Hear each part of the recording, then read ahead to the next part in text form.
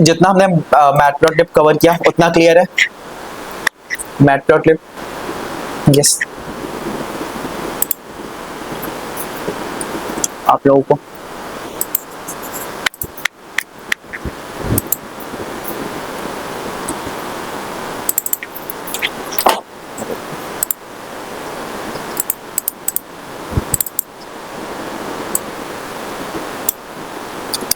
Matplotlib के अंदर एक पार्ट था हमारा, मैटप्लॉटलिब के अंदर हम कुछ ग्राफ्स कवर कर रहे थे।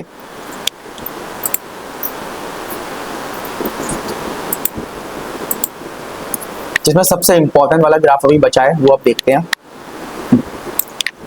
क्योंकि इंटरव्यूज में घुमा फिरा के इससे क्वेश्चन बनता है।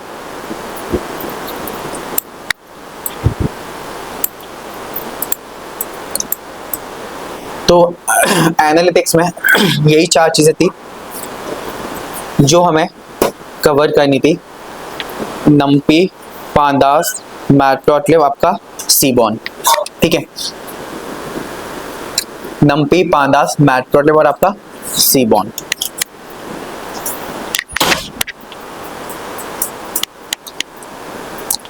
मैटप्लॉटलिब लगभग हमारा कंप्लीट है, जिसमें line plot, scatter plot, bar plot, histogram तक, पाई चार्ट तक हमने कवर किया, ठीक है।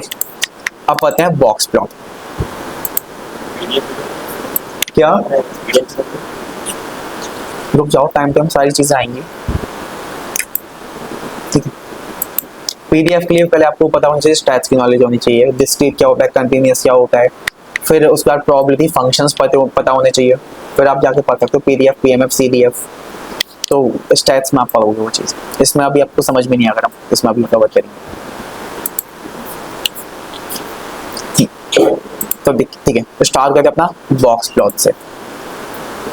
कि बॉक्स प्लॉट क्या होता है आपका?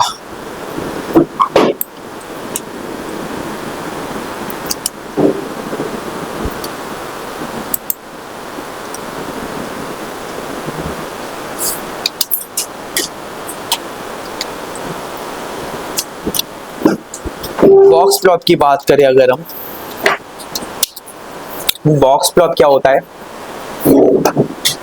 यस, अब तक तो आप लोगों ने शायद पढ़ लिया होगा बॉक्स प्लॉट कहीं ना कहीं से।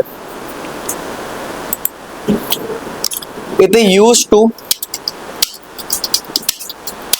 Detect the outliers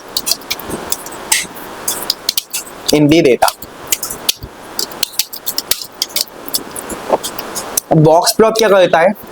outliers detect करता है आपके डेटा के अंदर।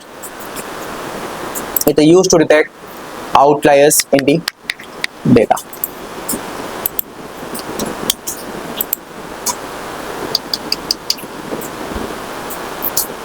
अभी आउटलायर्स क्या होते हैं आपके?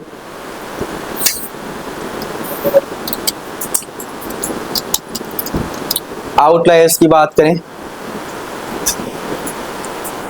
आउटलायर्स क्या होते हैं? आउटलायर, एक्सट्रीम हाई और extreme low value in data is outlier, उनका डिफरेंस आउटलायर।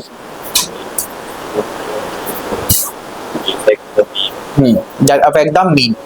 आउटलायर क्या है? एक्सट्रीमली हाई और एक्सट्रीमली लो वैल्यू, जिनके आने से क्या होता है, आपका डेटा का जो एवरेज है वो अफेक्ट हो जाता है, उसको आप बुलाते हो आउटलायर अपने डेटा के अंदर। तो outliers are my extremely high और एक्सट्रीमली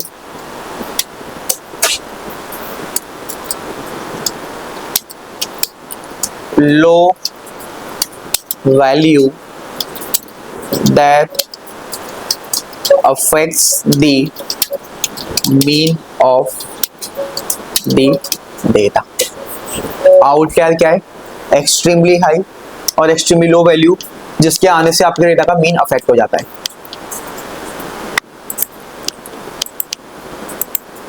तो एक डेटा लेते हैं जिसमें कुछ आउटलायर्स होंगे, जो हम डेटा लेंगे वही लेंगे टिप्स वाला। टिप्स वाले मैं आउटलायर डिटेक्ट करके दिखाता हूं मैं आपको।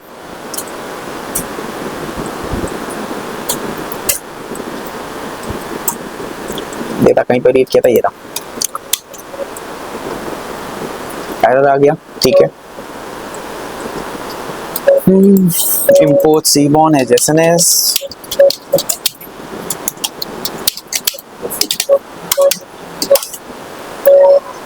अभी आज ये वाली फाइल शेयर कर दूंगा, आज कंप्लीट हो जाएगा आपका टॉपिक, ठीक है। तो हम बात कर रहे थे आउटलायर्स की। बॉक्स प्लॉट, बॉक्स प्लॉट का काम क्या है कि आपके डेटा में आउटलायर बताता है कि आउटलायर है या नहीं। और आउटलायर क्या समझा हमने, एक्सट्रीमली हाई और एक्सट्रीमली लो वैल्यू, जिसके आने से आपके डेटा का जो एवरेज है वो कुछ अफेक्ट हो जा रहा है आपके डेटा का। तो ये हमारे पास एक डेटा है और हमें ये पता करना है इस पूरे इंटायर डेटा के अंदर जो आपका टिप वाला कॉलम है उसमें आपके आउटलायर्स है या नहीं। तो मैं लिखा plt dot box plot bf1, जो टिप वाला कॉलम है आपके रेस्टोरेंट डेटा सेट का, इसमें मुझे आउटलायर चेक करने हैं, जिसके लिए मैं यूज कर रहा हूं बॉक्स प्लॉट। रन किया तो आपको ऐसा कुछ ग्राफ दिखने लगा। अब ये ग्राफ क्या है, अभी हम इसको बहुत अच्छे से इंटरप्रेट करते हैं कि ये ग्राफ एग्जैक्टली आपको क्या बता रहा है इस पूरे डेटा में। अभी के लिए बस मैं आपको ये चीज दिखाता हूं, ये जो आप सर्कल्स देख रहे हो ये क्या मेंशन कर रहे हैं, आपके आउटलायर। ये आपके आउटलायर वाले पॉइंट है। आउटलायर क्या होते हैं, बहुत बड़ी बहुत छोटी वाली, जिनके डेटा से आपका एवरेज अफेक्ट हो जाएगा। अब किसी भी डेटा में आउटलायर की अफेक्ट क्या होगा, देखो आउटलायर डिपेंड करता है कि किसी डेटा में बहुत यूजफुल भी होते हैं और कहीं कहीं पे आपके डेटा भी खराब कर देते हैं आउटलायर। तो ये तो हमें पता चला डेटा में आउटलायर है या नहीं, दिख रहे हैं ये पॉइंट्स, तो ये आउटलायर है। पर अगर मैं ये क्वेश्चन करूं कि ये पॉइंट बताओ डेटा में कौन कौन से हैं, वो अब अभी आपको नहीं पता। आपने इसके थ्रू बस ये बता पा रहे हो आउटलायर है या नहीं, पर मैं पूछूं कौन कौन से आउटलायर है पूरे डेटा में, वो अभी नहीं पता चल रहा, ठीक है। तो अब आउटलायर निकालना सीखते हैं कि आउटलायर को आप कैसे कैलकुलेट कर सकते हो, अगर हमें आउटलायर को कैलकुलेट करना है, ठीक है। तो इसको कैलकुलेट करने के लिए पहले ग्राफ का थोड़ा सा इंटरप्रिटेशन देखना पड़ेगा। ये वाला जो आपको एरिया दिख रहा है, ये वाली लाइन, इस लाइन पे जो आपका डेटा होता है वो होता है 0 परसेंटाइल। इस लाइन पे जो डेटा होता है आपका 0 परसेंटाइल। यहां पर जो डेटा होता है वो होता है आपका 25 परसेंटाइल, यहां पे 50 परसेंटाइल, यहां पे 75 और यहां पे 100 परसेंटाइल, ठीक है।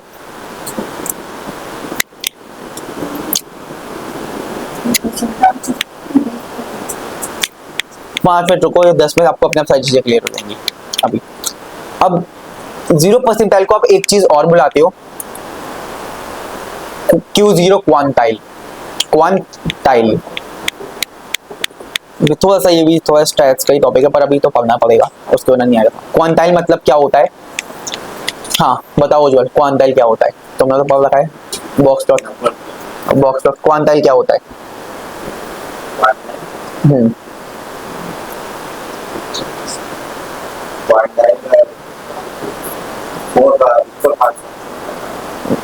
Equal part of data. देखो क्वांटाइल मतलब क्या होता है, सिंपल टर्म्स में समझो, डिफरेंट तरह के आपके क्वांटाइल होते हैं। क्वांटाइल क्या करता है, आपके डेटा को पार्ट्स में डिवाइड करता है। अब वो डिपेंड करता है आप कितने पार्ट में डिवाइड करते हो। सपोज मैंने डेटा को 2 पार्ट में डिवाइड किया, क्वांटाइल मतलब डेटा को 2 पार्ट में डिवाइड करता है, and each part contain equal amount of data. Quantile divides the data into 2 parts and each part containing equal amount of data। 50 percentile यहाँ पे, 50 परसेंटाइल यहाँ पे। डेटा को 4 इक्वल पार्ट में डिवाइड करूँ, 25 25 25 25, 5 इक्वल पार्ट में डिवाइड करूँ, 20 20 20, 10 equal parts में डिवाइड करूँ, 10 परसेंटाइल 10 परसेंटाइल, 100 पार्ट्स में डिवाइड करूं 1 परसेंटाइल। तो क्वांटाइल के कुछ वेरिएशंस होते हैं, जैसे अगर डेटा को 4 पार्ट में डिवाइड कर रहे हो, ठीक है, तो उसे आप बोलते हो क्वार्टाइल। 4 इक्वल पार्ट में डिवाइड करने को हम बोलते हैं क्वार्टाइल। 5 इक्वल पार्ट में डिवाइड करने को हम बोलेंगे क्वांटाइल। क्वांटाइल, क्वार्टाइल, इसमें आपका डेटा 4 पार्ट्स में डिवाइड होगा 25 25 25। इसमें आपका डेटा 5 पार्ट में डिवाइड होगा, एक होता है डिसाइल 10 इक्वल पार्ट में, और एक होता है परसेंटाइल 100 इक्वल पार्ट में, and each part coming 1 percentile of data. तो ये 0 परसेंटाइल, जिसको मैं बोलूंगा Q0, 0 क्वांटाइल, ये हो गया 25 परसेंटाइल, जिससे मैं बोलूंगा Q1। 50 परसेंटाइल, ये हो गया आपका Q2। 70, ये हो गया आपका Q3। ये हो गया 100, ये हो गया आपका Q4। ठीक है, अब ये आप चीज देखो यहाँ पे कि हमारे काम का पार्ट है ये वाला चीज, ये वाला पार्ट, और आपका ये वाला पार्ट सबसे काम का है Q3 और आपका Q1। ठीक है, Q1 पे 25 परसेंटाइल है और Q3 पे क्या है 75 परसेंटाइल। ठीक है, और जितने भी आउटलायर होते हैं ना, सारे के सारे आउटलायर इस लाइन के ऊपर होते हैं। इस लाइन के ऊपर अगर कोई भी पॉइंट है वो आपका आउटलायर है। कौन सा वाला? जो बहुत बड़ी वैल्यूज होती हैं आउटलायर की, जो एक्सट्रीमली हाई वैल्यूज होती हैं आपके आउटलायर की, या कोई पॉइंट अगर यहाँ पे मेंशन कर रखा है आपने यहाँ पे, तो वो क्या होगा एक्सट्रीमली लो वाला आउटलायर की। कोई वैल्यू दे रखी है -90, तो वो हो गया आपका आउट है, बहुत ही ज्यादा छोटा हो गया -90। ठीक है, तो अभी हम देख पा रहे हैं हमारे डेटा में आउटलायर है, और कौन से वाले आउटलायर है जो बहुत बड़ी वैल्यूज है हमारे डेटा में, तो ये सारे आउटलायर ऊपर है। तो ये आउटलायर निकालना है, तो कैसे निकालेंगे? तो आप ये समझो, आप एक अपर लिमिट निकालते हो, अपर रीजन कि इस पर्टिकुलर लाइन की वैल्यू क्या है। आप एक लोअर रीजन निकालते हो, सपोज आपको यहाँ पे कोई भी अपर वैल्यू मिली 5.9, अपर लिमिट, अपर बाउंड मिला आपको 5.9 फॉर एग्जांपल। तो आप ये बोलोगे, ये ग्राफ किसका बना है? टिप वाले कॉलम का। जिसकी भी टिप 5.9 से ज्यादा होगी वो मेरी आउटलायर हो जाएगी, क्योंकि ऑब्वियसली 5.9 से ज्यादा तभी तो इसके ऊपर लाई करेगा। इस लाइन की अगर मैंने लिमिट निकाल ली, इस लाइन की लिमिट, तो मैं कंडीशन लगा दूंगा डेटा में कि जिसकी टिप इस लाइन वाली लिमिट से ज्यादा होगी वो ऊपर लाई करेगा, और वो क्या होगा मेरे लिए? आउटलायर। तो लिमिट्स निकाली कैसे जाती हैं?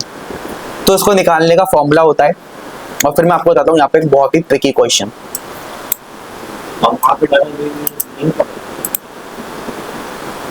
अगेन आउटलायर, ठीक है, मैं अभी दोबारा मेंशन करता हूँ, वेट करो, आपको समझ में आ जाएगा अभी आपको कि हमें ये निकालना है। अभी हमने देखा आउटलायर है या नहीं, अभी तक आप क्या कैसे निकालते थे आउटलायर है या नहीं, कैसे जज करते थे, पर वो एक अच्छा तरीका नहीं है। एक्चुअल तरीका ये है आउटलायर निकालने का, ये आपको एग्जैक्टली बताएगा, अगर है तो दिखाएगा, नहीं तो नहीं। आपको पॉइंट दिख रहे हैं लाइन से ऊपर, आउटलायर है। कौन से वाले? बहुत बड़ी वैल्यूज वाले। क्या आपको पॉइंट लाइन के नीचे दिख रहे हैं? नहीं, तो छोटी वैल्यूज में कोई आउटलायर नहीं है, सब एक्सट्रीमली हाई वाले आउटलायर्स हैं, मतलब बड़ी वैल्यूज वाले आउटलायर हैं इसके ऊपर। अभी मैं पूछ लूँ ये कौन कौन से आउटलायर है हमारे डेटा में? क्या ये कोई आउटलायर है? क्या ये एक आउटलायर है? क्या ये आउटलायर है? अब हमें ये तो नहीं पता कौन से पॉइंट आउटलायर है हमारे पूरे डेटा में, तो वही हम निकालना है। वो कैसे निकालूंगा? इसको निकालने के लिए इस लाइन की जो ये है अपर लिमिट या अपर बाउंड, इस पर कोई ना कोई वैल्यू होगी इसकी, वो निकालूंगा इस लाइन की वैल्यू, और फिर ये कंपेयर कर दूंगा टिप से कि जिसकी भी टिप इस अपर वैल्यू से ज्यादा होगी वो ऑब्वियसली लाइन के ऊपर लाई करेगा और आपका आउटलायर होगा। पर ये लिमिट निकलेगी कैसे? तो अब उसका फॉर्मूला देखो। इसके लिए जो आप यूज करते हैं तरीका आउटलायर कैलकुलेट करने का, जो हम मेथड यूज करते हैं, दैट इज IQR, जिसकी full form inter quartile range.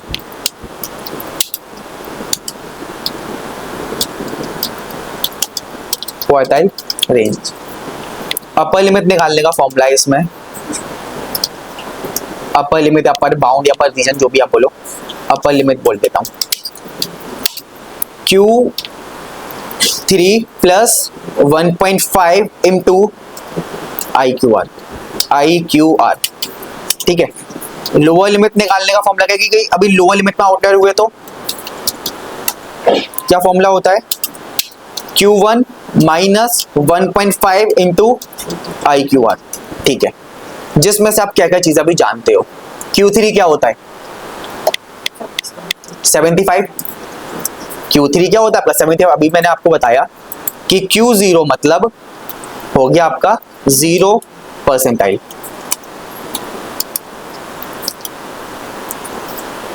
Q1 हो गया आपका 25 परसेंटाइल, Q2 हो गया आपका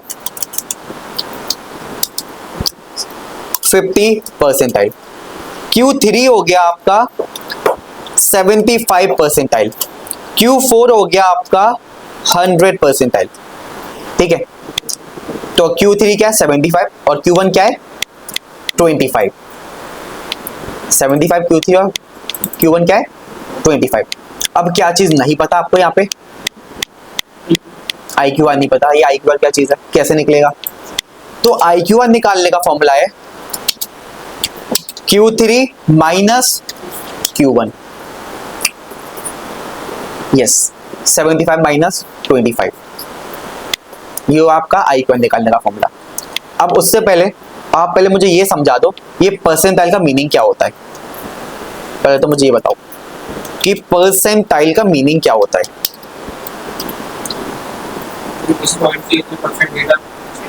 बिल्कुल बिल्कुल सही, बिल्कुल exactly. A percentile it is a value below which a certain observation of data lie. A percentile is a value below which a certain percentage of data lie. It is a value below which certain percentage of data lie. ये एक तरह की value है जो बताती है कितना percent data उस वैल्यू से कम है। जैसे फॉर एग्जांपल मैं अगर मेंशन करूं ऐसे ही, मेरे पास एक कॉलम दे रखा है जिसमें मैंने ले लिया 1 से लेकर 10 तक की काउंटिंग लेता हूं, 1 2 3 4 5 6 7 8 9 10, ये कॉलम है। मैंने इसका 50 परसेंटाइल निकाला, 50 परसेंटाइल पे मुझे मिला आंसर 5.5, 50 परसेंटाइल आया 5.5, 50 परसेंटाइल का अब मैं इसका 50 परसेंटाइल निकाला, क्या है 5.5। तो इस 5.5 को मैं कैसे इंटरप्रेट करूंगा, मैं बोलूंगा मेरे पूरे डेटा में 50% डेटा 5.5 से कम होगा। 10 रोज थी, 10 रोज का 50% क्या हो जाएगा 5 रो 5.5 से कम होंगी, 1 2 3 4 5, हाँ 5.5 से कम है 5 रो। अब अरे अज्यूम करके लिख दिया, बस समझाना था ये चीज, ये आप स्टैट में सीखोगे कैसे निकलता है कैलकुलेशन। अभी मैं इस पूरे डेटा पे दिखाता तो आप रिलेट ही नहीं कर पाते। देखो दिखा देता हूँ फिर भी मैं, DF1 टिप डॉट डिस्क्राइब, ऐसे निकलते हैं आपके। अब जैसे 25 परसेंटाइल पे क्या दे रखा है टिप 2, मैं बोलूंगा मेरे पूरे डेटा में कितनी रोज है 244 रोज है आपके टिप वाले कॉलम डेटा में। जब टिप वाला डेटा सेट है आपका कितनी रोज है 244, ठीक है। मेरे पूरे टिप वाले डेटा में 25% रोज ऐसी हैं जिनकी टिप 2 से कम है, 25% रोज ऐसी हैं जिनकी टिप 2 से कम है। तो रोज कितनी है टोटल 244, 244 का 25% क्या होता होगा 122 का भी हाफ करो और 122 का हाफ करोगे तो 61 आ जाएगा, ठीक है। तो एक कंडीशन लगा के दिखा देता हूं ऐसे ही अपनी बात को प्रूफ करने के लिए कि 61 रोज ऐसी होंगी डेटा में जिनकी टिप 2 से कम होगी। रिलेट कर पा रहे हो कि पूरे डेटा में 244 रोज है, 244 का 25% क्या हो गया 61, तो 61 रो ऐसे होंगे जिनकी पे 2.0 से कम होगी। प्रूफ करके देख लेते हैं, मैंने भी नहीं किया कभी पर देख लेते हैं। आना तो यही चाहिए, लेसर देन 2.0 df1 दिस उससे 60 उससे कम ही आया 60। देखो दिखाता हूँ डॉट शेप, क्योंकि पूरा डेटा दिख गया ना, तो अब 60 से कम ही है आपका। डॉट शेप दिखा देता हूँ 45। तो हाँ 45। तो मैंने बोला कि मेरे पूरे इंटायर डेटा में 25% डेटा ऐसा है जो उस पर्टिकुलर वैल्यू से कम है। तो कम है आपका ये डेटा पूरा इंटायरली। ऐसे ही अगर मैं बोलूँ 50% में क्या आ जाएगा 122। तो मैं किससे मेंशन करूँ 2.90 से। अब यहाँ पे क्या दे रखा है, यहाँ पे थोड़ा सा वेरिएशन चलेगा आपका, ये वेरिएशन मिलेगा आपको। स्टैट से स्टैट में कोई चीज हमेशा फिक्स नहीं होती, याद रखना।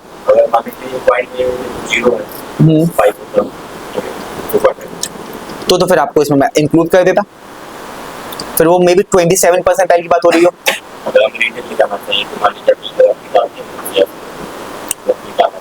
तो ये चीज तो हम स्टैट्स में पढ़ेंगे ना, परसेंटाइल अपॉन 100 इंटू n+1 जिसका फॉर्मूला होता है निकालने का, ये सब स्टैट्स में पढ़ोगे आप कि मैनुअल कैसे निकालोगे रिटन में। इसका फॉर्मूला होता है percentile upon 100 into n+1। 25 percentile निकालनी है, 25 अपॉन 100 इंटू n+1 इंडेक्स, और इंडेक्स पे आप वो फैच कर लोगे,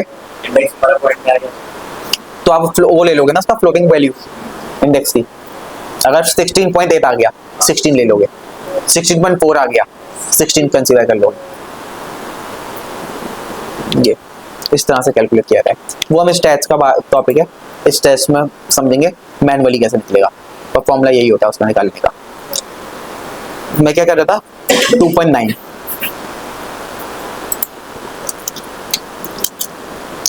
एग्जैक्टली आया 2.9 पे 50% डेटा 244 का। तो स्टैट्स में कोई चीज फिक्स नहीं हो सकती, याद रखना। हमेशा अजम्पशंस चलती है स्टैट्स में, अप्रोक्सीमेट, कोई चीज फिक्स नहीं। अगर मैंने मेंशन कर दिया मीन आएगा नॉर्मल डिस्ट्रीब्यूशन का 0, जरूरी नहीं है 0 आए, आपका 0.00 बना सकता है या 0.1 आ जाए, कोई चीज फिक्स नहीं है यहाँ पे आपका।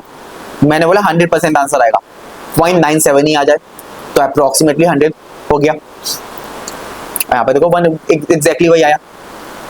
तो ये परसेंटाइल को रीड करना है। परसेंटाइल क्या बताता है कि कितना परसेंट डेटा उस पर्टिकुलर वैल्यू से कम है,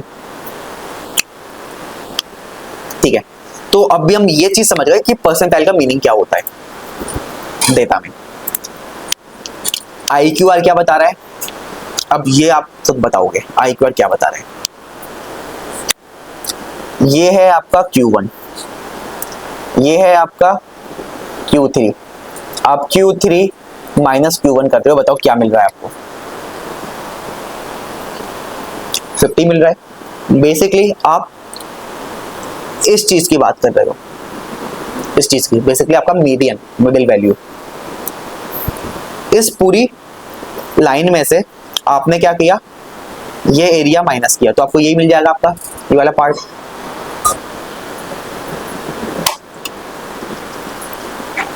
ठीक है, तो हम यहाँ पे IQR भी समझ पा रहे हैं कि IQR क्या है। बोलो पहले इतना क्लियर हुआ, फिर बताता हूँ आपको सबसे ट्रिकी क्वेश्चन। ये क्लियर हुआ परसेंटाइल, IQR क्लियर हुआ। अब आता है मेन क्वेश्चन, जो एक बार मुझसे भी इंटरव्यू में पूछा था। ये 1.5 क्या है बताओ, 1.5 क्या बता के दिखाओ कुछ, और किसी को कुछ आइडिया हो।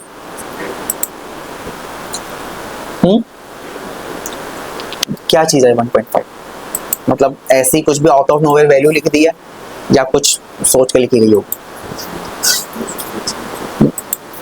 IQR तो मिडिल वैल्यू कह सकते हो, पर 1.5 क्या है, ये होता है आपका स्टैंडर्ड डेविएशन। ये होता है आपका स्टैंडर्ड डेविएशन। क्या क्या किस चीज में, आप चीजों को मिक्स कर रहे हो। आप स्टैंडर्ड नॉर्मल डिस्ट्रीब्यूशन की बात कर रहे हो, यहाँ पे ऐसा कुछ डिस्ट्रीब्यूशन ही नहीं है। आप चीज़ों को मिक्स कर रहे हो, मैं बताता हूँ वहाँ पे। बेसिकली एक टॉपिक होता है एम्पिरिकल रूल नाम से, जो आप स्टैट्स में पढ़ोगे। वो डेटा को 2 हाफ में डिवाइड करता है। हमारा डेटा, पूरा डेटा ना, लाइक कभी भी आप देखना, जो एक अच्छा खासा डेटा होगा वो हमेशा इस रेंज में लाई करेगा, -3 स्टैंडर्ड डेविएशन टू प्लस का 3 स्टैंडर्ड डेविएशन के बीच में। आप इसी रेंज में आपका डेटा जाता है, ठीक है।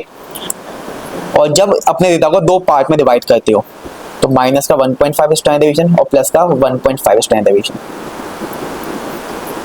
क्योंकि इसके बियॉन्ड तो सब आपके आउटलाइट हो जाते हैं। तो यहाँ पे 1.5 को बस इतना बताना था स्टैंडर्ड डेविएशन है। अब स्टैंडर्ड डेविएशन क्यों है? According to empirical rule. क्या होता है स्टैट्स में पढ़ोगे।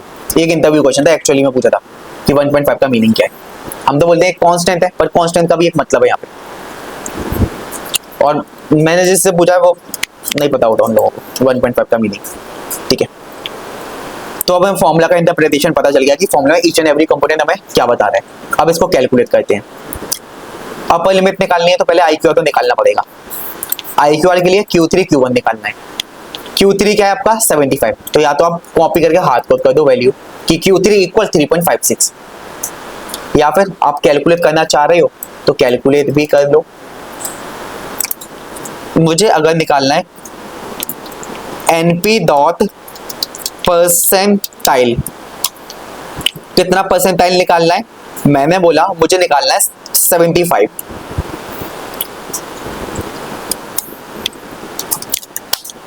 ठीक है। मुझे निकालना है 75 परसेंटाइल, तो मैंने मेंशन किया 75, ठीक है। किस कॉलम के लिए निकालना चाह रहे हो? मैंने बोला DF के अंदर जो टिप वाला कॉलम है उसके लिए निकाल रहा हूं मैं, ठीक है। अब एक मिनट रुको, 75, अरे बात क्या आ रहा है 75 परसेंटाइल, एग्जैक्टली वही था। या तो हम कॉपी भी कर सकते थे, हमने पर कैलकुलेट कर लिया, ठीक है।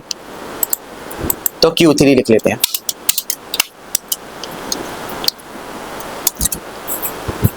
ये हो गया आपका Q3। अब Q1 निकाल लेते हैं। Q1 क्या है 25, तो आप क्या करोगे यहाँ पे 25 कर दोगे, या फिर इससे चलो नंपाई से, ये नंपाई से निकाला, मैं वो पांडास से निकाल लेता हूँ। DF1 टिप वाले कॉलम में क्या निकालना है क्वांटाइल। कौन सा क्वांटाइल निकालना चाह रहा हूँ मैं 25 परसेंटाइल, फ्रैक्शन में जाएगा यहाँ पे परसेंटाइल 2.0, एग्जैक्टली वही आया। दोनों से निकाल के दिखा दिया, नंपाई से भी और पांडास से भी। 2.0 2.0 नहीं आया समझ में? देखो मैंने क्या लिखा, DF टिप वाले कॉलम में मुझे कुछ परसेंटाइल निकालना है, और परसेंटाइल क्या करता है, डेटा को हाफ में ही तो डिवाइड कर रहा है। इतना परसेंट देता है इस वैल्यू से कम, इतना परसेंट देता है इससे कम। तो क्वांटाइल क्या बताएगा, डेटा को डिवाइड करना पार्ट में। कौन सा पार्ट निकाल रहा हूँ 25%, पर परसेंट हम ऐसे नहीं लिखते, फ्रैक्शन में लिखते हैं, इसलिए मैंने लिखा 0.25। तो वही निकाल के दिया जो यहाँ पे गिवन था। नहीं तो आप एक नॉर्मली भी कर सकते थे, यहाँ से कॉपी करते पेस्ट करते Q1 लिख देते तो भी चलेगा, ठीक है। मैंने आपको कैलकुलेट करना बता दिया कि कोड में कैसे आ रहा है वो चीज, ठीक है। अब आपको Q3 पता है और आपका Q1 पता है,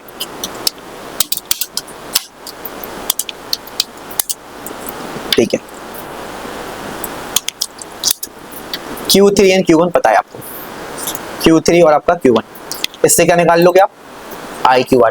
IQR निकल गया तो आप easily upper limit lower limit भी आ जाएगा, ठीक है। निकाल लेते हैं अब IQR निकालते हैं। IQR equal to Q3 minus Q1, QR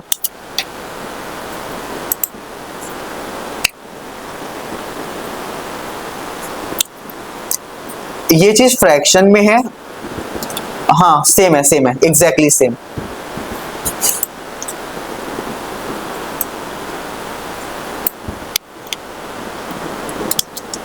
ठीक है, 25% से निकाला सेम, फ्रैक्शन से निकाला सेम।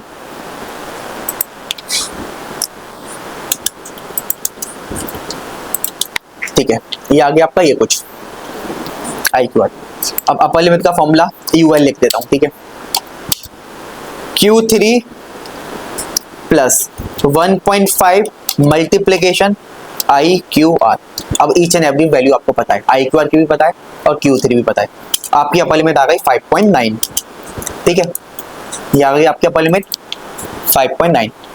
मतलब कि टिप वाले कॉलम में जिसकी टिप 5.9 से ज्यादा है वो सब आपकी आउटलायर होने वाली है, ठीक है।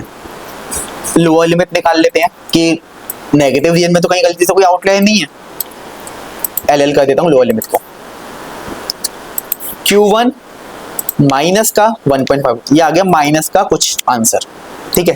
तो इससे हमारी आ गई लोअर लिमिट माइनस का 0.3। हमारे डेटा में किसी की टिप माइनस में थी नहीं, इसलिए लोअर लिमिट में आउटलायर है ही नहीं, ठीक है। अब मैं आउटलायर ढूंढ के दिखाता हूँ डेटा में कहाँ पे है, तो मैं ग्राफ में भी दिखा दूंगा वो आउटलायर एक एक करके। DF1 के अंदर जिसकी टिप कम हो, किससे, सॉरी ज्यादा हो अपर लिमिट से, जिसकी टिप अपर लिमिट से ज्यादा है पूरे डेटा में, वो पॉइंट निकाल के दे दो। और देखो आपके पास आपके पॉइंट आ गए। कितने हैं आपके, टोटल 9 पॉइंट्स हैं आपके, काउंट कर लेना 9 है। तो ये है आपके आउटलायर वाले डेटा पॉइंट। और कहो तो मैं आपको ग्राफ में भी काउंट करा देता हूँ वो 9 पॉइंट कौन से हैं, ठीक है। कहाँ गया आपका ग्राफ,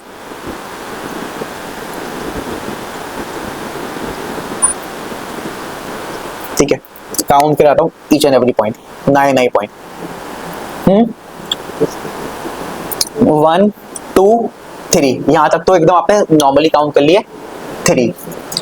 यहाँ पे देखो ओवरलैपिंग हो रही है पॉइंट की, 4 5 6 7 8 9, ठीक है। अब ये ओवरलैपिंग क्यों हो रही है इसको बताता हूँ, 1 मिनट रुकिएगा। हेलो हेलो हेलो, हाँ yes ma'am, very good afternoon ma'am.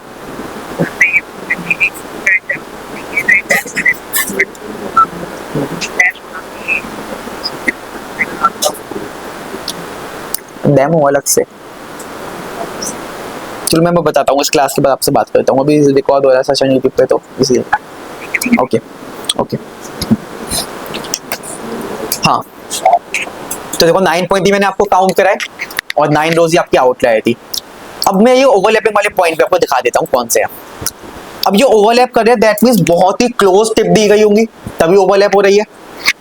ये 1 2 3 4 5 6, मतलब 6 टिप ऐसी हैं जो बहुत ही क्लोज है, ठीक है। वो भी दिखा देता हूँ आपको, देखो जरा ये चीज, हाँ गया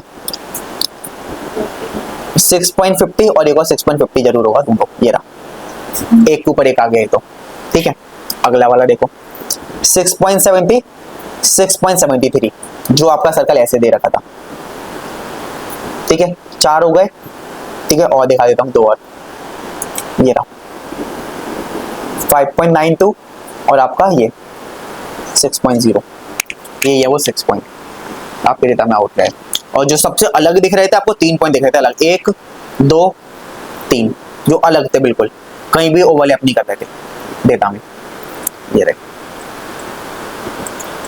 अलग 1 2 3। हमने ये चेक किया आउटलायर है या नहीं, और कौन कौन से हैं अब वो भी निकाल पा रहे हैं हम कि ये सारे आउटलायर है हमारे पूरे डेटा में, ठीक है।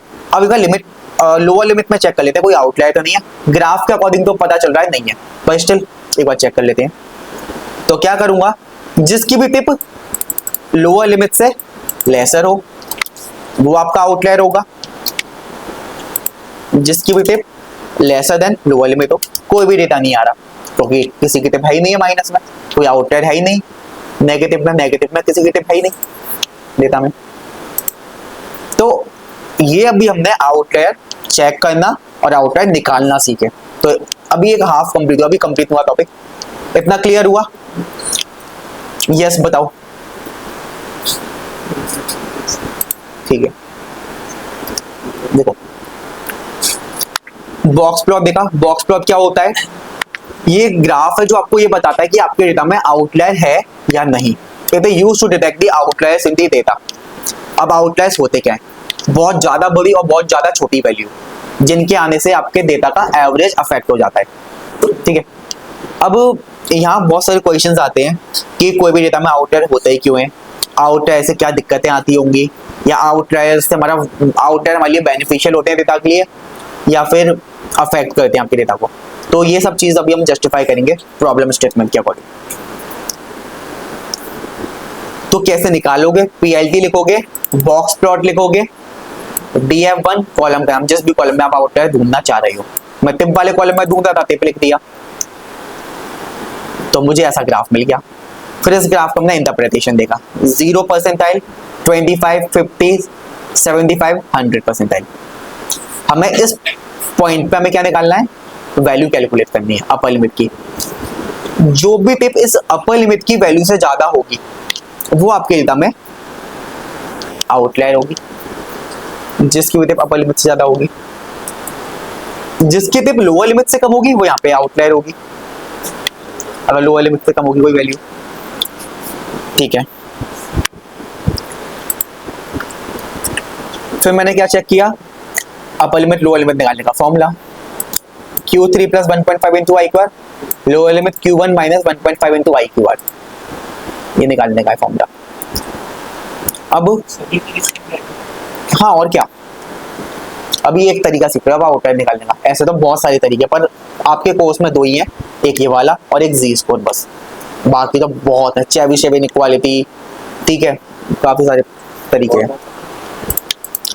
चेबीशेव हो गया, शार्पी विल्कर टेस्ट हो गया आपका आउटलायर निकालने का, ऐसे बहुत सारे आपके कोर्स में नहीं है। ये है बेसिकली दो ही बहुत फेमस तरीके हैं, एक आपका जी स्कोर वाला और एक ये वाला। जी स्कोर वाला ज्यादा स्कोर वाला स्टैट्स में पढ़ेंगे, वो तो प्रॉपर्ली उसका ही टॉपिक है जी स्कोर।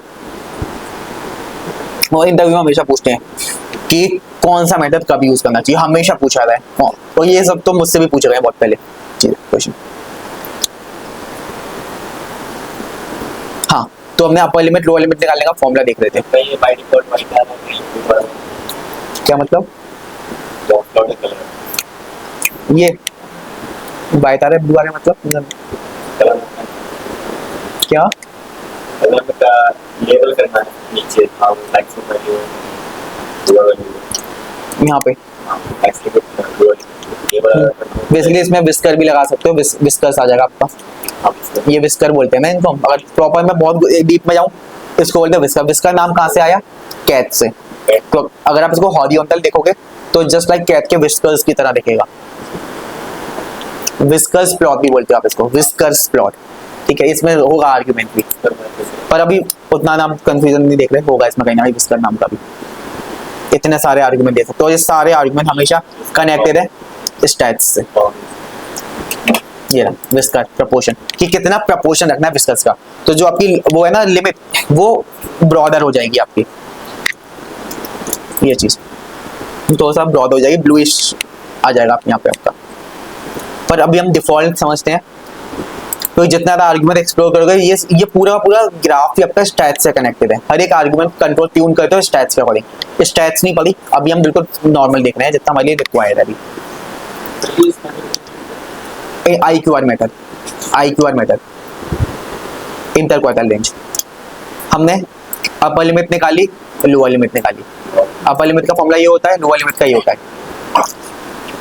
तो उसके बाद ये मेथड पे इनबिल्ट, नहीं तो आप कॉपी पेस्ट कर लेते हैं डिस्क्राइब फंक्शन से, तो भी आपका आ जाता है। ये फॉर्मूला लगाने की कोई नीड नहीं पड़ती आपको।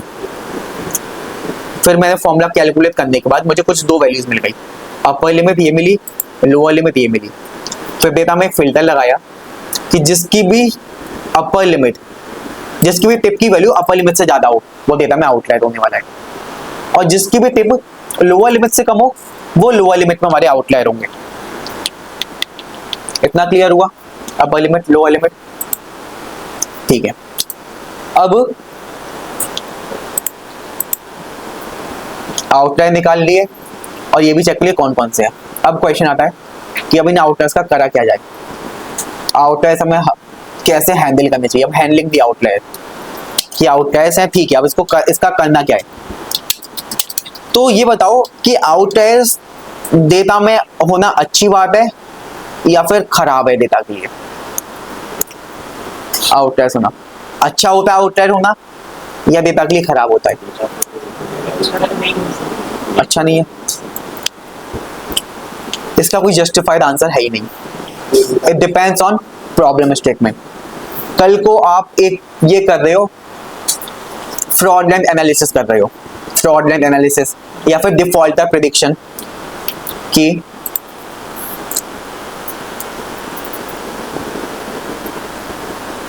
ये मैं नहीं बताऊंगा, ये स्टैट्स का पार्ट है। 1.5 का मीनिंग क्या है, ठीक है, इसके लिए फिर मुझे यहाँ पे जाना पड़ेगा एम्पिरिकल रूल पे, वो आप स्टैट्स में देखोगे। बस मैंने इतना बता दिया, आपसे कोई ये नहीं पूछेगा, बस ये पूछेगा 1.5 क्या है, स्टैंडर्ड डेविएशन है, बस कहाँ से आया, एम्पिरिकल रूल से आया, बस वहीं पे आपको नहीं जाएगा वो डीपर, पर ये है आपका 1.5, देख लो।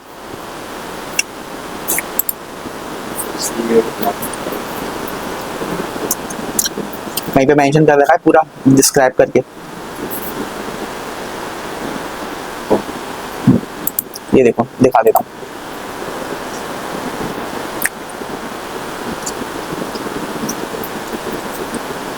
ये ना -3 स्टैंडर्ड डेविएशन से प्लस का 3 स्टैंडर्ड डेविएशन, और जब आप अपने डेटा को आप 2 हाफ में डिवाइड करते हो तो ये जो स्टैंडर्ड डेविएशन है वो भी डिवाइड होंगे, ये स्टैंडर्ड डेविएशंस भी आपके 2 हाफ में डिवाइड होंगे। तो -3 स्टैंडर्ड डेविएशन बन जाता है माइनस का 1.5, और प्लस का 3 स्टैंडर्ड डेविएशन बन जाता है प्लस का 1.5, और इसके इधर आपके आउटलायर आ जाते हैं 3 स्टैंडर्ड डेविएशन से ज्यादा।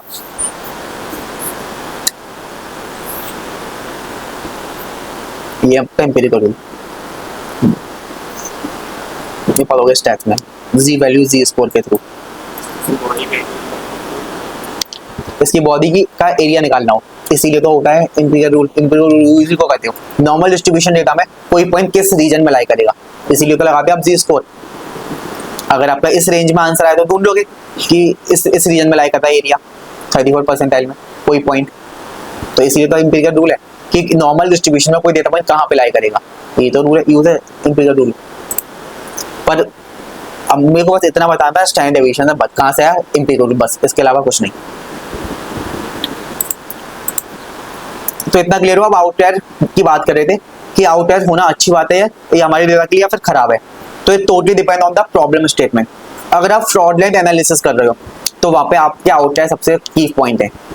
जैसे कोई फ्रॉड हुआ, मतलब कोई यूजर है जो ऑन एन एवरेज 10-20 हजार रुपए का ट्रांजेक्शन कर रहा है, वो अचानक से 30 लाख का ट्रांजेक्शन कर दे, तो बैंक आपसे कॉल करके पूछता है कि जो ट्रांजेक्शन है आप ही ने किया था क्या, तो यहाँ पे वो आउटलायर होगा, और आपके लिए क्या है, वो डेटा के लिए बेनिफिशियल फ्रॉडलेंट एनालिसिस के लिए जो प्रोफाइल्स होती है कंपनी में, फिनटेक कंपनीज में। अब बात करें अदर साइड कि एक एविएशन इंडस्ट्री, आपको एक डिसीजन मेकिंग करना है एक यूजर को कि उसको एक फ्लाइट से ट्रेवल करना है, तो उसने पूछा कि फ्लाइट की ऑन एन एवरेज रेट क्या होती है, कि लास्ट अभी आप फ्लाइट पे गए थे तो उसमें ऑन एन एवरेज रेट क्या थी, तो उसने उस यूजर का बजट है 5 to 7,000 का, पर उसने बोला 1 lakh on an average 1 lakh की टिकट।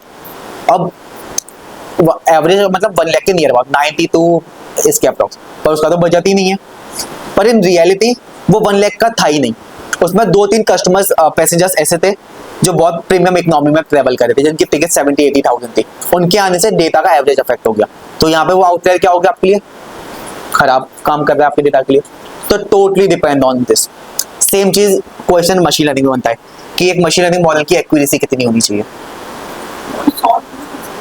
क्या चीज, सॉल्व भी तो किया है, सॉल्व कह रहे हो ना, एसओएल भी तो सॉल्व भी तो किया है मैंने। ये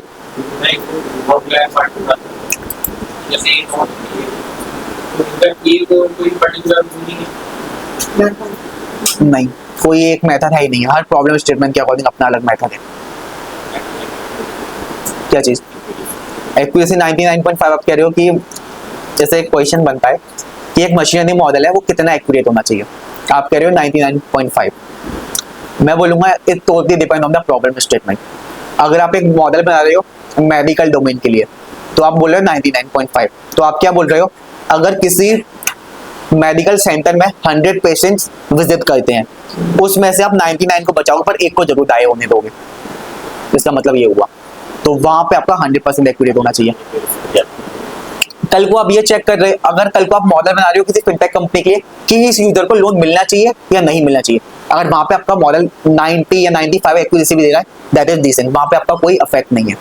तो it totally depend on the problem statement. यहाँ कोई भी किसी भी चीज का जस्टिफाइड आंसर है ही नहीं है, तो हमेशा प्रॉब्लम स्टेटमेंट के अकॉर्डिंग ही आपको जस्टिफाई करना अपने आंसर को, ये चीज।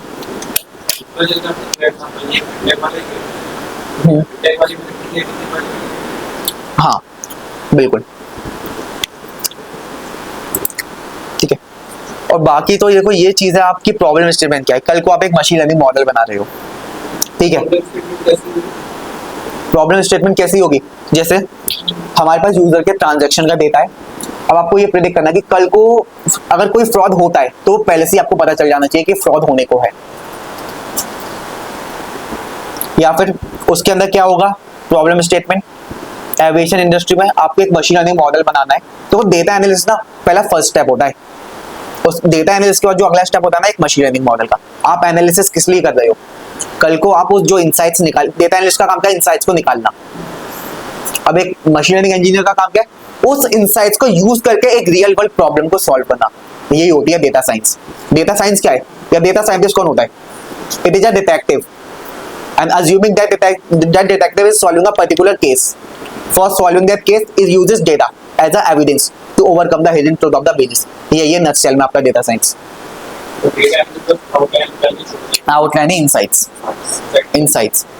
अब उस इनसाइट्स का करना क्या है, ऐसा भी हो सकता है कि जो आप इनसाइट्स निकाल रहे हो वो एक मशीन लर्निंग इंजीनियर के लिए कुछ काम की ना हो, वो फिर खुद इनसाइट्स निकाले अपने प्रॉब्लम स्टेटमेंट के अकॉर्डिंगली, ये चीजें। तो वहां पे जैसे आउटर रखने चाहिए नहीं रखने चाहिए, इसका कोई जस्टिफाइड आंसर कोई नहीं दे सकता आपको, डिपेंड ऑन प्रॉब्लम स्टेटमेंट। कल को आप एक मशीन लर्निंग मॉडल बना रहे हो और आपका डेटा है लीनियर, आप उस पर क्या लगाओगे लीनियर रिग्रेशन एल्गोरिथम लगाओगे, पर उसमें दो डेटा पॉइंट ऐसे आकर जो आउटलायर है, वो आउटलायर से वो आपका जो मशीन लर्निंग मॉडल है बहुत खराब हो जाता है। जहां एक्यूरेसी आ रही होगी 95 वो देने लगेगा 80, इतना खराब हो जाएगा, तो वहां पे आपको हटाने पड़ेंगे। पर कुछ एल्गोरिथम्स ऐसी हैं जिनके लिए आउटलायर पे ही अच्छे रिजल्ट आएंगे, जो आउटलायर से अफेक्ट नहीं होते ट्री बेस्ड मॉडल। तो हर चीज का एक जस्टिफाइड आंसर है ही नहीं है, हमेशा प्रॉब्लम स्टेटमेंट के अकॉर्डिंग आपको रिलेट करना है चीजें, वो कि कोई फिक्स नहीं है आपकी कोई भी चीज। तो अब आउटलायर को हैंडल कैसे किया जाए, तो दोनों तरीके बता देता हूं। अगर रिमूव करना तो रिमूव कैसे करोगे, रिमूव नहीं करना चाहते तो कैसे हैंडल करोगे। तो इसके दो मेथड होते हैं हैंडलिंग द आउटलायर। कौन कौन से होते हैं दो मेथड इसके, एक होता है आपका ट्रिमिंग, आउटलायर है हटा दो अगर है तो। दूसरा विंसराइजेशन,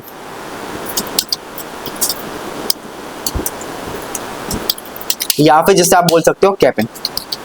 ये आउटलायर वाला टॉपिक ऐसा है इसमें इंटरव्यू में क्वेश्चन बनता है, क्योंकि बहुत ही प्रैक्टिकल एंड कॉन्सेप्चुअल टॉपिक है ये। ट्रिमिंग ट्रिमिंग मतलब आउटलायर हटा ही दो आपके डेटा से, ठीक है। तो सपोज मुझे पता चल गया ये क्या है मेरे आउटलायर और मुझे डेटा से हटाने हैं। कितने हैं ये टोटल आउटलायर आपके 9 रोज है आपकी आउटलायर की, 9 रोज है आपकी आउटलायर की। टोटल रोज कितनी थी डेटा में 244। कैसे डिलीट करोगे पूरे डेटा से ये वाली रो, बताओ क्या करो, कैसे ड्रॉप होगा मुझे कमांड बताओ, मैं लिखता हूँ, बताओ कमांड। अगर ऐसे ड्रॉप हो सकता है, ऐसे ड्रॉप नहीं होगा ना ये चीज।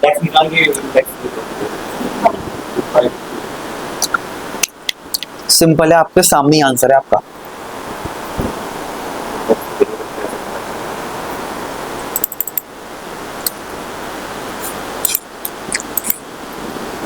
ये चीज समझ में आ रही है, आउटलायर आ रहे हैं। एक मिनट को कोई कुछ कह रहा है, यस दीपेंद्र। हाँ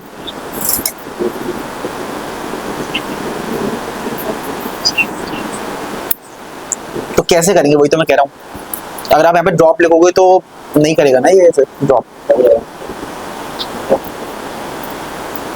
नहीं करेगा। सिंपल है, आंसर आपके सामने है।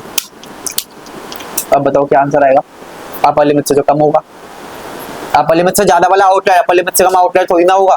ये लो रोज देख लो 235 आ रही है, 9 रोज कम हो चुकी है आपके डेटा से। Greater than upper limit less than upper limit से कम, आपके आउटलायर हद तो गए आपके डेटा से, 9 रोज कम हुई है, 240 होती टोटल, 9 रोज कम 235, सामने आंसर था आपका। ठीक है, तो हमने तो ट्रिमिंग कर दी, आउटलायर हटा दिए। पूरे डेटा में से हार्डली 2 से 3% ही आउटलायर थे, 3-4-5% आउटलायर थे। ठीक है, कभी कभार ऐसा होगा आपके डेटा में 60% ही आउटलायर हो, तो उस केस में आप ड्रॉप नहीं कर सकते, डेटा ही कम हो जाएगा। एनालिसिस किस पे करोगे, तो उस केस में हम क्या करेंगे, तो उसको हैंडल करना पड़ेगा आउटलायर को। अब हैंडल कैसे किया जाए, और हैंडल भी हमें इतना स्मार्टली करना है, हम आउटलायर को बैलेंस तो कर दें बट स्टिल वो भी एक आउटलायर ही होना चाहिए। हैंडल करने का तरीका क्या है, मतलब एक बड़ी वैल्यू को किसी दूसरी वैल्यू से रिप्लेस करना पड़ेगा, तभी तो हैंडल कर पाओगे, रिमूव तो कर नहीं सकते, तो उसकी कुछ वैल्यू रखनी है। अब वैल्यू आप ऐसे भी नहीं रखोगे, आप रख दो कोई आउटलायर 9 को बोल दो 3, तो आपने इतनी बड़ी वैल्यू को एकदम छोटा कर दिया, तो ये तो डेटा ही गलत कर दिया आपको। इतना स्मार्टली हमें रखना है इस चीज को कि वो आउटलायर बैलेंस भी हो जाए और स्टिल वो डेटा की बड़ी वैल्यू भी रहे। तो देखो मैं क्या करूंगा, सिंपल सी अप्रोच है, ग्राफ में आपको पता चल जाएगी वो अप्रोच क्या है। जो भी क्या करेंगे, बिल्कुल बेसिकली हम क्या करेंगे, जो अपर लिमिट की वैल्यू तो आपको पता है ना, अपर लिमिट से बड़े ही तो आउटलायर होते हैं, तो बोल दूंगा जितने भी आउटलायर है वो सब की सब रिप्लेस होता है किससे, जो भी आपकी अपर लिमिट की वैल्यू है, अपर लिमिट की वैल्यू से रिप्लेस हो जाएगी आपके आउटलायर। और जब आप अपने डेटा की सबसे मैक्सिमम वैल्यू निकालोगे क्या आएगी, 5.9 ही आएगी। अभी भी अगर आप मैक्सिमम निकालो तो आउटलायर ही पॉइंट ही आएगा, और अभी भी मैक्सिमम निकालोगे तो 5.9, तो मतलब आपने एक आउटलायर वैल्यू को एक ऐसी वैल्यू से रिप्लेस किया जिससे आपका पूरा जो कर्व है वो नॉर्मलाइज हो जाएगा। तो इसको रिप्लेस कैसे करना है, ऐसे अगर लोअर लिमिट में आउटलायर होते तो मैं क्या करता, लोअर लिमिट से रिप्लेस करता।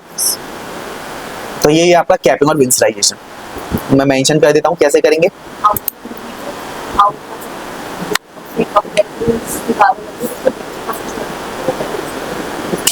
हाँ, मिडिल का कर दोगे ठीक है, पर मिडिल का करने से क्या होगा, जो बहुत बड़ा डेटा पॉइंट है ना वो बहुत बड़ा नहीं रहेगा।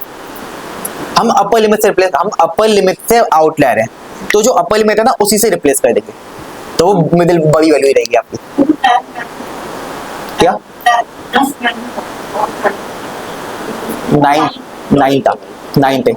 9 आउटलायर से, हाँ तो वही तो कर रहा हूँ मैं, वही तो कर रहा हूँ, अपर लिमिट से ही तो रिप्लेस, 5.9 ही तो अपर लिमिट है, तो पीनलाइज हो गए ना आउटलायर। तो और तो कोई तरीका भी तो नहीं है, आपको एकदम बहुत ऐसी वैल्यू से रिलेट करना है जो एकदम क्लोज हो और स्टिल वो बड़ी कंसीडर हो। अगर आउटलायर हटाने, अगर आपको बैलेंस करने हैं तो ऑब्वियसली कुछ ना कुछ उसकी अगर रखना है पॉइंट, 5.9 से बड़ा नहीं रख सकते, आउटलायर कंसीडर हो रहा है तो क्या रखोगे, 5.9 ही तो रखोगे। 5.9 से बड़ा रख दोगे तो फिर वो आउटलायर ही हो गया ना, तो 5.9 ही रख सकते हो आप, और तो कोई ऑप्शन है ही नहीं। और 5.9 से कम रख दोगे तो बड़ी वैल्यू छोटी हो जाएगी आपकी, तो 5.9 इज बेस्ट इस केस में। तो हाँ, तो सिंपल एक कंडीशन लगाओगे np डॉट वेयर, जहां पे df के अंदर टिप वाले कॉलम में ग्रेटर हो किससे वैल्यू, अपर लिमिट से, किससे रिप्लेस हो जाए, मतलब क्या आंसर आ जाए, अपर लिमिट ही आ जाए, पहली कंडीशन हो गई। फिर कॉमा np डॉट वेयर, अगर किसी की टिप लेसर है किससे, लोअर लिमिट से, तो वो लोअर लिमिट से ही रिप्लेस हो जाए। ठीक है, अपर लिमिट से ग्रेटर तो अपर लिमिट से, लोअर लिमिट से लेसर तो लोअर लिमिट से, बीच वाले डेटा का क्या होना चाहिए, कुछ भी नहीं, वो नॉर्मल रहना चाहिए, उसके साथ कुछ भी नहीं करना। ये किया, अच्छा बहुत सारे ब्रैकेट क्लोज होंगे, 3 एक सेकंड रुको मैं देखता हूँ, एक मिनट। हेलो, अच्छा,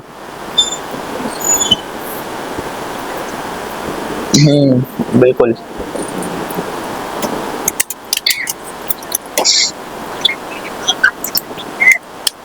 अच्छा मैं करता हूँ, मैं अभी क्लास में हूँ, मैं करता हूँ, ठीक है।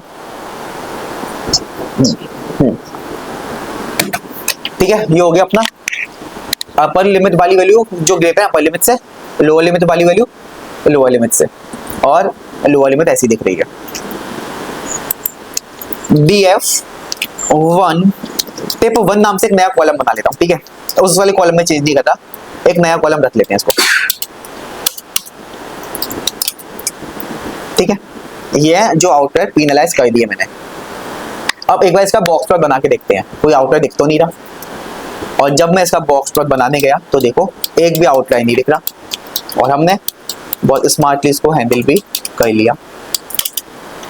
देख मेरे को df टिप 1 कहाँ आउटलाइन है ही नहीं, और देखो ये कर्व एकदम नॉर्मलाइज हो गया, क्योंकि वो सारे आउटलाइन इस लाइन के ऊपर ही हैं। अब मैक्स लगाओगे टिप के अंदर तो आउटलाइन ही निकल के आएगा 5.9।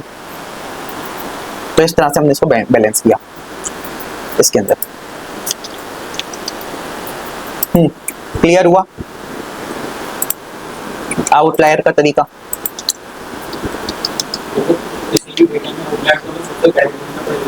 देखो इस चीज को सबका अपना अपना तरीका है एनालिसिस करने का। अभी जब आप प्रोजेक्ट करोगे तो देखोगे कि किसमें में आउटलायर सच, कभी का तो आउटलायर ऐसे होंगे जो एनॉमली बने होंगे। एनॉमली मतलब क्या होता है? एनॉमली मतलब क्या बोला आपने? हाँ बिल्कुल, खराब, एकदम डेटा में खराबी, एकदम घटिया चीज।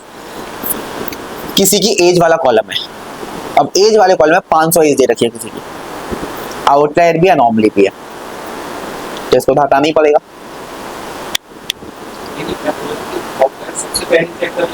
नहीं ऐसा कुछ नहीं है, कोई फिक्स नहीं होता कि सबसे पहले चेक करो।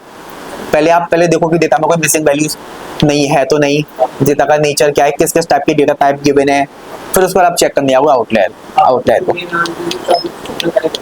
आउटलायर आपको डेटा में मिलते हैं, वैसे हर बार मिलेंगे आपको, चेक नहीं भी करोगे ना आपको हर बार मिलते ही आउटलायर, क्योंकि ऐसा बहुत रेयरली डेटा होगा यहाँ पे आउटलायर ना हो।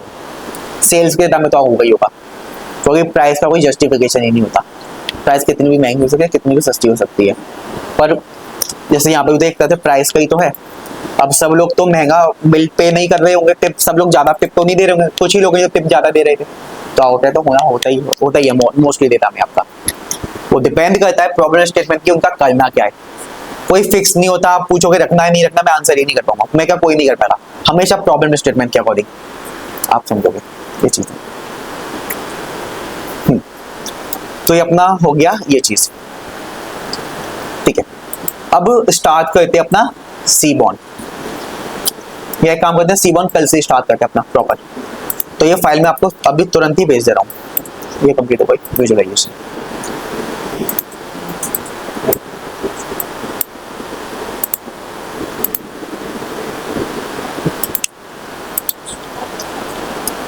वैसे मैं एक असाइनमेंट और देने का सोच रहा हूँ, ठीक है, एक डेटा क्लीनिंग के ऊपर असाइनमेंट है, उसमें आपकी पाइथन स्किल बहुत अच्छी पॉलिश हो जाएगी। ये पर उसको ना मुझे थोड़ा सा रिड्यूस करना पड़ेगा डेटा, क्योंकि वो बहुत बड़ा डेटा है, उसको अगर आप क्लीन करने बैठोगे तो बहुत मुश्किलें होंगी उसमें, क्योंकि बहुत अच्छी खासी क्लीनिंग आपको यूज करनी पड़ेगी उसमें। मशीन लर्निंग का डेटा है अपना प्रॉपर। क्या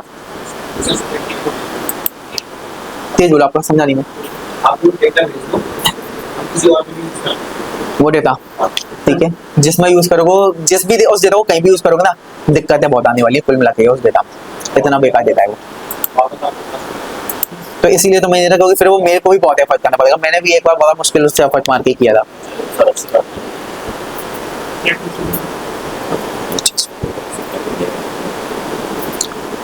तो इसलिए मैं उसमें से थोड़ा सा कॉलम वॉलम कम करके थोड़ा ठीक ठाक सही बना के दूंगा उसको, क्योंकि रॉ डेटा क्लीन करोगे ना बहुत बेकार होता है रॉ डेटा। तो वो रियल डेटा है, माइक्रोसॉफ्ट ने दिया था इंटरव्यू में एक स्टूडेंट को, उसमें मशीन लर्निंग मॉडल बनाना था।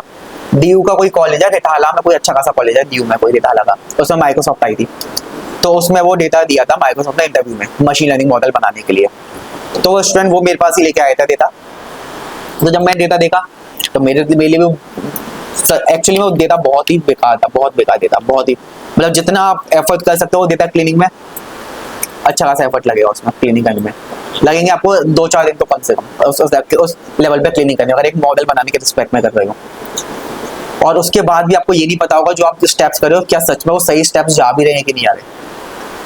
तो प्रॉब्लम इस फील्ड की प्रॉब्लम यही है कि जो आप चीज़ें अप्लाई करोगे सच में आपको उसका एक अच्छा रिजल्ट मिलेगा नहीं मिलेगा आपको पता ही नहीं है, सब कुछ कॉन्सेप्चुअल रहता है आपका चीज़ें। हाँ रियल डेटा दे दूंगा पर उसको कर लेना।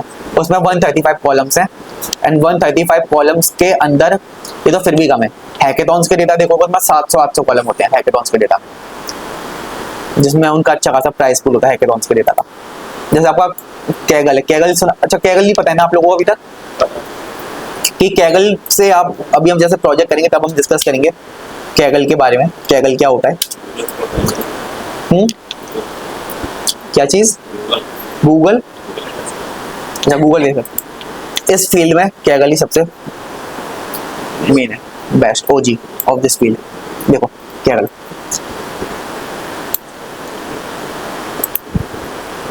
अबे यार पता नहीं इसमें लॉगिन किया नहीं किया अपने साइट। तो यहाँ पे आपको सारे डेटा मिलते हैं, वैसे वो डेटा यहाँ पे नहीं होगा पर जिस स्टूडेंट को मिला था उसने यहाँ पे डाल रखा है, वो मेंशन कर रखा है वो डेटा, अब ढूंढना पड़ेगा वो स्टूडेंट कोई ना। तो हाँ तो जो डेटा सेट होते हैं ना जो एक्चुअल चैलेंजिंग डेटा वो हमेशा आपको हैकेथॉन्स में ही देखने को मिलेंगे। रियल वर्ल्ड भी आप जो काम कर रहे हो ना वहाँ पे भी उतना कॉम्प्लेक्सिटी आपको नहीं फेस करनी पड़ेगी जितना अगर आप किसी हैकेथॉन के डेटा में। इवन अगर आप उनका प्राइस पूल भी देखोगे ना तो आप खुद भी डाउनलोड कर सकते हो हैकेथॉन का। तो ये तो नॉर्मल से क्या हुआ आ गया।